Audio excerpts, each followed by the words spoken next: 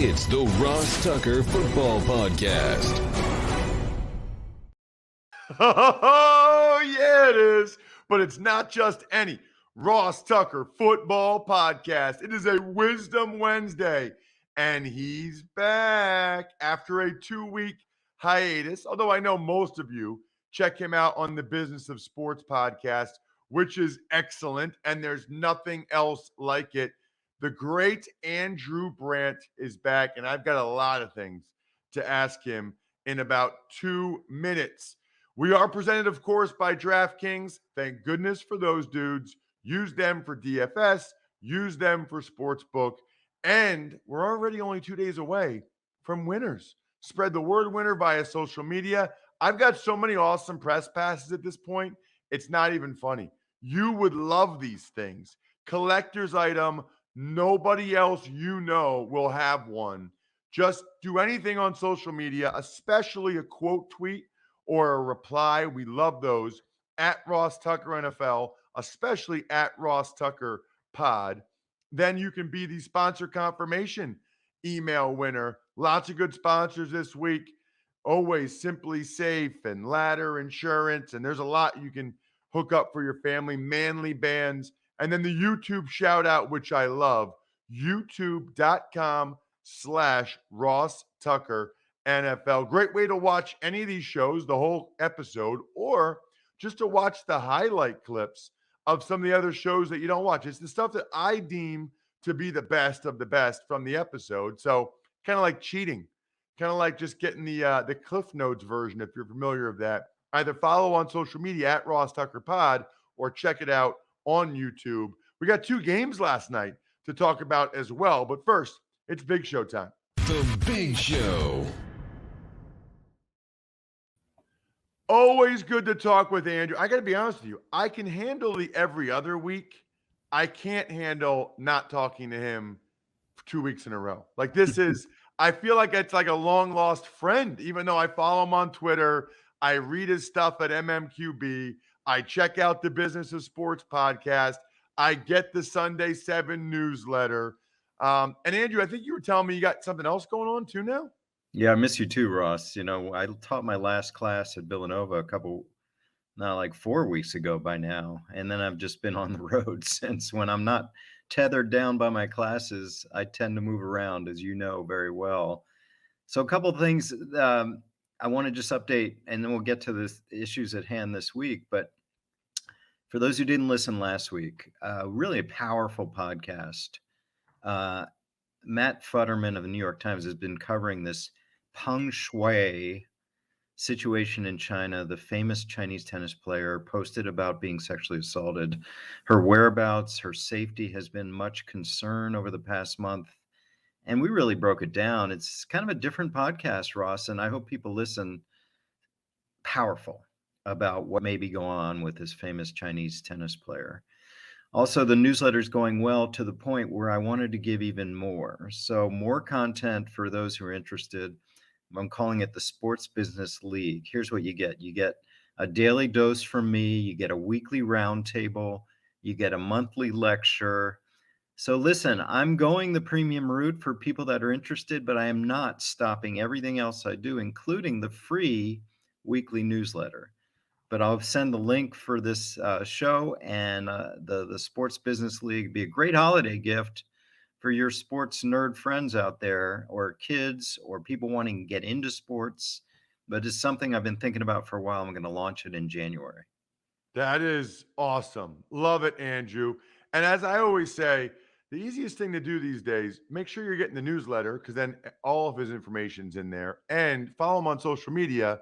Then anytime he's doing something, the Thursday night, Amazon, Twitch, whatever it is, then you're all over it. So I have a couple different questions as it relates to COVID, Andrew. The first one, I want to try to separate these two. The first one is just the COVID postponements. I mean, here we are talking on a Wednesday. There were 2 games last night. They ended up postponing 3 games. I'm not sure it really made much of a difference. And I guess I don't really envision them doing it again, but especially with the new testing stuff. But just your thoughts at first, in the decision to postpone the games at all, Andrew? We're in year 2 in the NFL. We're in year 3 in the NBA and NHL. So year 2, I'm really sort of saying the same thing I said in year 1, Ross, is the NFL is going to play through. We heard about cancellations. We heard about not paying players with vaccination outbreaks in the offseason. But you know my saying, the business of sports always wins. They're going to play through these games, whether it means Tuesday or not. And I just continue to feel that's the way we're going here. There is the one resource they have, which a lot of people ask me about, and that's the week before the Super Bowl. And people are like, well, why didn't they just use that this week? Why didn't they take a pause? The NHL is taking a pause, which I think is huge news. And I just say they're going to hold that Super Bowl pre-week as long as they possibly can. If they have to use it in the playoffs or wherever it is, they'll use it, but they're not going to do that. There's too many partners at stake here, primarily the media partners. But on the football side, which you know a lot better than I do, I'm sitting here watching the Eagles last night and the Washington team, and I'm like, this is for the playoff spot, and Washington's playing a quarterback they signed on Friday. There's just, I said this for 2 years now, competitive balance is out the window now. And that's the hallmark of the NFL. All the things I talk about, the cap, free agents, that's all because of competitive balance. And now it's just kind of like, sorry, you know. And you're right. They tried to address it with this Tuesday, hoping maybe Taylor Heineke can come back. But wow, I mean, I just think we're in this age of we're just getting through. It's a war of attrition. And if you're playing fourth string quarterbacks, so be it. Let's get to the testing policy changes, because I think that's maybe the most significant news. The NFLPA went from wanting guys to be tested every day to now asymptomatic vaccinated individuals won't be tested at all unless they say they have symptoms, which good luck with that. And then I found out yesterday, I didn't even realize this, they actually will have some random testing, which I really don't think is a good idea, Andrew. I mean, what if you randomly test Tom Brady before the conference championship game and he's positive? I mean, I don't understand the randomized part of it at all. I guess I'll give you a blank canvas for the change in COVID testing. Although I'm pretty sure you're going to say this is the best way to just play through. Yeah, I know. I mean, I didn't even know that last part you just said, that there's some random element to this too. What I knew was we're going to test the unvaccinated. We're going to test the vaccinated with symptoms, period. Again, like you said, raises questions. Are the vaccinated with symptoms going to hide their symptoms? Are there going to be issues of not testing certain players, star players, etc.? And it's a lot of trust that goes into this from a medical standpoint. But I think where we are is what I keep saying is we're playing through. The interesting part is the union. They were demanding daily testing. Now they're going along with this plan. I think it gets down to my world. I really do. You know, there were potential discussions about canceling games last week. We had outbreaks in the Browns, outbreaks on the Rams, outbreaks on Washington. That would mean 6 teams without paychecks. Think about that. 6 teams without paycheck, 350 players. So I think that really got to the heart of this. Like, we can't have that from both sides. We can't have that from the owner's side. We can't have that from the player's side. So we'll go along with these new rules. I just think that's where we are. In the end of the day, it's a business. And it sounds great to test all the time. But testing all the time with this Omicron variant is like, okay, do you want all these players? And you have the Washington doctor on that call last week that said, well, 20 of those 22 could have played. So now we're in this new world where we have a highly transmissible virus, but low symptoms. And we're saying, my theme of this segment, we're playing through.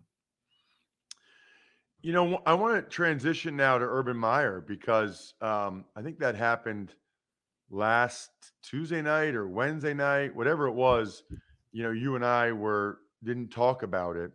And before I get into the whole with cause thing, I just want to give you a chance to comment on Urban Meyer being fired after 13 NFL games in the first place. Yeah, what I say to this is different than sort of the narrative, and we don't need to get into all the things about the lap dance or the kicker. I just think that leverage is everything. So my point on all this is think about when the Jacksonville Jaguars hired Urban Meyer. Maybe you, maybe a lot of people said, wow, that's kind of a coup, right? This is, I want to be blunt, a bottom dwelling franchise, right? So a bottom dwelling franchise to get a well-known coach, albeit not pro, but well-known, highly successful college coach was a coup. But now looking back, it's like Meyer didn't need the Jaguars. Meyer's got money, got success, he's fine. So this is what happens when the Jaguars needed him a lot more than he needed them. He was not going to change. So all the behavior he had that was fine in college, and maybe I think even more, he just got to a point in life where, yeah, it's my way or the highway. He's not going to change. And the Jaguars should have known that. But they sold their soul, right? They gave him $10+ million. They got Urban Meyer. They win the press. They win the story. But this is what happens. He's like, yeah, I'm who I am. And I'm going to this bottom dwelling franchise. They need me. And that's what happened, in my opinion. Now we get into the whole issue of firing him with cause. Yeah. And I guess my question there is, Andrew, is what really is the standard? What fits with cause? Because it appears as if there's a number of things that he did that I would consider fireable offenses, not coming back on the team, playing. You had the issue with the woman and those videos. Now you have a player on the record saying that he was assaulted, he was kicked by the coach. I'm pretty sure that would qualify for a fireable offense. But seeing your tweets at Andrew Brandt, it seems to me, I don't want to say that you don't think that they're going to be able to get it done, or you do think Urban Meyer will be able to get his money. It seems like you are skeptical of their ability to not have to pay him. Well, there will be lawyers. I got hundreds of tweets with my saying as soon as that happened, which is nice. If it's the kicker, if it's the woman in the bar, the Jaguars lawyers are making their case. The Urban Meyer lawyers are going to be good ones too. They're going to say things like the kicker thing happened in August. Okay, what'd you do about it? Right? Was there warning letters? Was the next straw letters? The incident at the bar happened in September. What'd you do? What'd you do? What did the Jaguars do about that? Whatever else happened, what'd the Jaguars do about it? And now they're firing him? So all these kind of things will go into a discussion, settlement, and then if not, litigation. So we'll see. I mean, I think Urban Meyer's side has a real case that they knew this behavior was going on for months. And I'm guessing to say there are worse things. But it all comes down to contract language. When I drafted for cause, you as a lawyer for the team try to make it as broad as possible, bringing disrepute to the team, negative reputation to the team. Lawyers for the coach would argue you have to be in jail, you have to have a conviction, you have to have a felony, you have to have this or that. It's kind of like player contracts, morals clauses. So there will be lawyers. Last question, Andrew. A lot of college players are skipping bowl games. A lot of them. We've talked about this the last couple years. I mean, last year we actually had guys opt out of the entire season. Guys like Jamar Chase and Micah Parsons, who are phenomenal NFL rookies, doesn't really seem to have had an impact. Do you think anybody in the NFL cares at all about guys skipping bowl games? And how would you, if players came to you and asked for your advice, what would you say to them? Yeah. It's a tough one because, we've talked about skipping bowl games in a way that, hey, they can't get injured. But you sort of step back and say, really? I mean, the chances of an injury that's going to affect their draft position, I don't know, pick a number, 10%, 5%, 3%, 2%, 1%. And then you do a risk analysis. Is it worth it? And being with the team. And I guess if I'm sort of gun to my head, I guess I fall on the side of the player because, there's careers at stake. But then, you talk about being with the team. I guess if the team's fine with it, and you're going to be with the team, you're going to be on the sideline, you're going to be with them during practice for the bowl game. Just seems like there's no right answer here. But we're in an age, it started back with McCaffrey and Fournette, whatever, 6 years ago. It's going to become commonplace if it hasn't already. So we, responding as the media, are just going to have to accept it. And coaches, old school coaches that hate it. I think you asked about, I think scouting community understands it. I think the NFL scouting community does not hold it against the players one iota. You got to check him out on social media at Andrew Brandt. That's the best way to know everything going on with him. BRANDT. Andrew, thank you so much. Merry Christmas, Happy Holidays, all the deal. And I will talk to you, I guess, after the new year. Thank you so much. Happy holidays. See you in the 2022. Wow. Great stuff from Andrew, as always. It really is interesting just hearing the NFL, sort of playing through this Omicron variant, just seeing how it's spreading in these different places. Once again, just reinforces how fragile things are. I mean, whoever you are, whatever you are, just whatever being safe means for you, please be safe. One thing you could consider is Ladder. Ladder is 100% digital. So no doctors, no needles, no paperwork when you apply for $3 million in coverage or less. Probably never a bad time to get life insurance unless you wait too long. That's the one thing I've heard is that life insurance costs more as you age. So the sooner you can cross it off the list, the better. They have no hidden fees. You can cancel anytime. You get a full refund if you change your mind in the first 30 days. You really just need a couple minutes and a phone or laptop to apply. Go to ladderlife.com/Ross today to see if you're instantly approved. That's LADDER life.com/Ross. Ladderlife.com/Ross. Tuck's Takes. Good morning, Ross. Let's start with a breakdown of each of the Week 15 Tuesday night NFL games. We'll start with the Eagles' 27-17 victory over Washington. So Washington was without 7 coaches, and they didn't have their first 2 quarterbacks. They didn't have their right guard, Brandon Sheriff. They didn't have a couple guys on the back end in Curl and Fuller. I actually thought Garrett Gilbert, their quarterback, acquitted himself pretty well. And the Eagles got off to a disastrous start. I mean, Dallas Goedert had the ball go right through his hands. He had 2 bad drops, actually. He had the ball go right through his hands, and then it bounced off his heel and was intercepted for Landon Collins. Should have been a touchdown for Washington right there. Should have been a touchdown. But the refs didn't see it.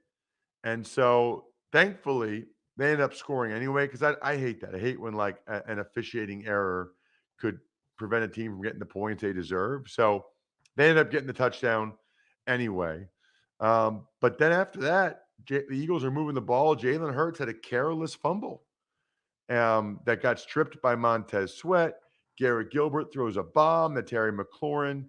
Eagles were able to hold them to a field goal, but it was 10-0. 10-0 Washington. Everybody thought, oh, the Eagles will roll them, and it's all of a sudden 10-0. Then Eagles move the ball again, but really silly penalties on Sua Opeta and Jordan Mailata stalled the drive. But then after that, then the Eagles really kind of took over. Devontae Smith made a ridiculous catch. Dallas Goedert made a ridiculous. I mean, those guys, Eagles have some weapons in the passing game with Goddard and Smith with some of the big plays and catches those guys made. Unfortunately, after Hurts tried to force a ball to Devontae Smith rather than just hitting Kenny Gainwell, Eagles had to settle for a field goal. But after that, it just felt like their running game wore Washington down. I mean, they leaned on Goddard to complete some passes and the run game. They tied it 10-10 at halftime. Second half, another dominant drive by the Eagles right down Washington's throat. Hurts gets a quarterback sneak touchdown. The defense at that point was allowing Washington almost nothing. Eagles kick a field goal to go up 20-10. But then actually, you know what? I give a lot of credit to Washington. Garrett Gilbert kept battling. There was a pass interference, a reverse, third and short play action, beautiful play call by Scott Turner, the OC for Washington. So it's 20-17. It's a big game. I mean, it's a close game. But then the Eagles got a screen to Jalen Reagor and an incredible pass from Hurts to Greg Ward to go up 27-17 for the final margin. Really a win the Eagles had to have. And one of the best games Jalen Hurts has played. The run game is just incredible at this point. Pretty impressive. Tuck's Takes. All right, the other game was the Rams and the Seahawks, where Los Angeles doubled up on Seattle, 20-10. Right. I mean, the Seahawks, they postponed the game because of how many guys the Rams had on the COVID list. But then the Seahawks put a bunch of guys on the COVID list. They didn't have Tyler Lockett or Alex Collins. The Seahawks really, after 2 games in a row where it felt like they kind of were getting their offense back, they could do very little on offense. Other than one drive, that was it. Stafford and the Rams offense weren't so great either. Carlos Dunlap was getting a bunch of sacks. Stafford had a horrible interception early, but Cooper Kupp. I mean, any argument about Jonathan Taylor for MVP should mention Cooper Kupp as well. That's what I would say.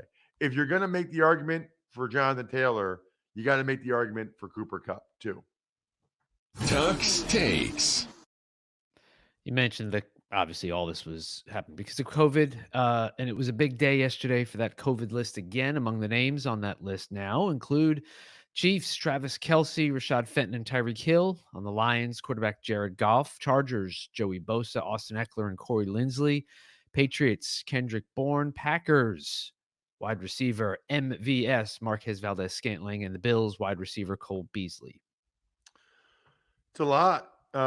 It seems like, I guess I don't really understand because they changed the testing and they're only testing, I think maybe that started Monday, but they're only testing unvaccinated guys or vaccinated guys that have symptoms. So I guess I don't really understand. Maybe a bunch of these guys are actually close contacts. I guess I'm a little confused as to how so many guys tested positive if they're only testing unvaccinated guys every day or vaccinated guys with symptoms. I don't envision many of these guys saying they've had symptoms. So I don't think they're doing very much random stuff. So I don't know. I'm a little bit confused on that one, but it does seem just based on that this is going to end up affecting games for the rest of the season, kind of like Andrew said. I mean, if they're going to keep having this many guys on the COVID list, then it's going to be a thing. Tuck's Takes. Injury news to the Giants and Bucks as well. Giants putting quarterback Daniel Jones and wide receiver Sterling Shepard on IR. That ends their season. And it looks like running back Leonard Fournette and linebacker Levante David are done for the regular season with the Bucks. Right. So the Giants aren't going anywhere. Shepard, I think they said tore his Achilles. Brutal. Daniel Jones with the neck. They don't want to mess around with that. But I don't know if he starts another game for the Giants.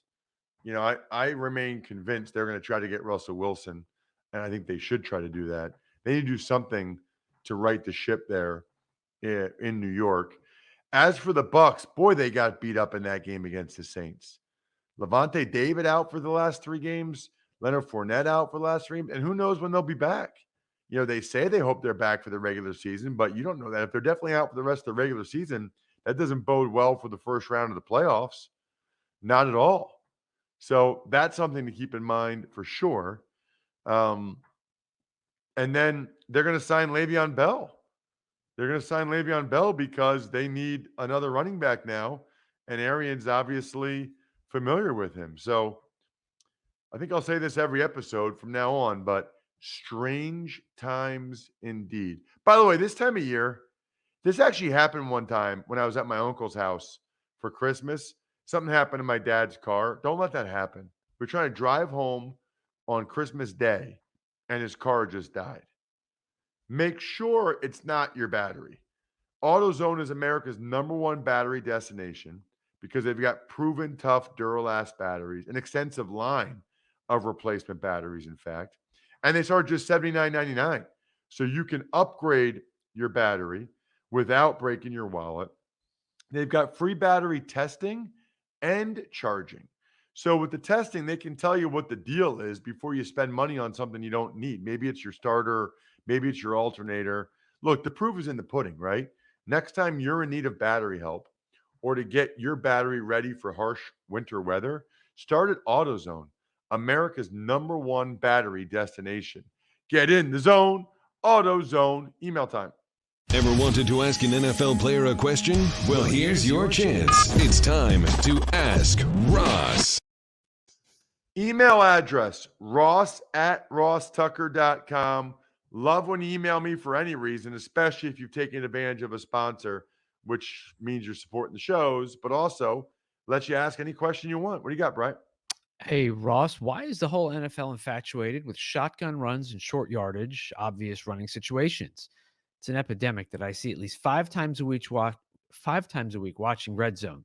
Crucial 3 and short or even 4th and short spots where the offense lines up in shotgun and the wide receivers in tight instead of spread wide open in the middle of the field. The offense gets stuffed because the defense is expecting a run.